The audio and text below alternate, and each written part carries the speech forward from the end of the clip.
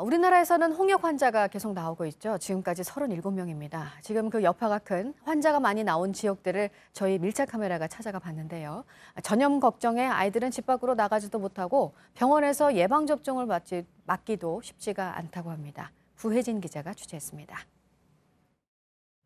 의료진 6명이 홍역에 걸린 대구의 한 병원입니다. 홍역에 걸렸던 의료진들이 여전히 격리 중이기 때문에 응급실은 여전히 진료를 하지 못하고 있습니다. 이달 말까지 응급실 재개도 불투명합니다. 인근 또 다른 병원입니다. 이 건물의 응급실은 건물 뒤편에 있는데요. 메르스 사태 이후 기침이나 발열 등 감염 증상이 있는 사람은 이 아래쪽에 있는 노란 선을 타고 따라가서 선별 진료소에서 따로 진료를 받게 됩니다. 확진이 될 경우에는 격리 병상까지 마련이 되어 있습니다. 응급실에서의 감염을 막기 위해 전염병 여부를 먼저 확인하기 위해서입니다. 대구는 지금까지 17명이 홍역에 걸렸습니다. 이번 주엔 신규 환자가 발생하지 않고 있습니다. 하지만 여파는 여전합니다. 특히 아이들을 대상으로 하는 가게들은 비상이 걸렸습니다. 문화센터와 키즈카페는 방학인데도 텅텅 비었습니다.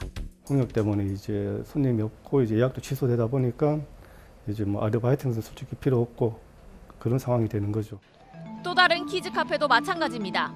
원래 홍역뿐만 아니라 겨울에는요 독감이나 이런 것 때문에 이 키즈카페는 조금 덜 오는 편에 거기다가 더 불을 지펴버려요. 학부모들의 우려도 큽니다. 집에다 다음에 나가자고 신발 지고 하면은 할 수 없이 시신께가 지하 주차장으로 내려가가지고 좀 놀다. 미세먼지에 이어 홍역까지 퍼지며 아이들과 갈 곳이 없단 겁니다. 키즈카페도 그렇고 전체적으로 그냥 잘 안 나와요. 따뜻해야죠 하는데 뭐 어쩔 수가 없네요. 그렇다고 또 밖에서 놀라 하면은 미세먼지 때문에. 설명절을 앞둔 어르신들의 걱정도 큽니다. 서울시가 따뜻하면 내려오라 하고 이러지. 과거 겪었던 홍역의 공포 때문입니다. 심합니다, 통제. 열이 나고 막 이 얼굴이 막 벌거진다. 한 동네에서 아마 그 홍역이 돌았다고 하면은 뭐 빠져나갈 길이 없어. 호역을 해야 내 자식 된다. 그때 호적에 올리고 이래가. 그리 옛날 사람들은 아이 많이 줄이키고 있어. 확진 환자가 나온 경기 안산입니다.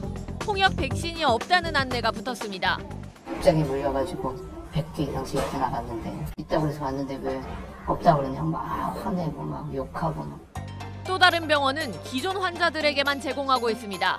저희 병원 다니는 아이들만 먼저 놔주고 있거든요. 홍역 바이러스는 모두 해외에서 유입되고 있는 상황. 어른들은 해야 되는데 특히 항체가 2주 정도 걸린다고 해가지고 미리 생각을 했었어야 되는데.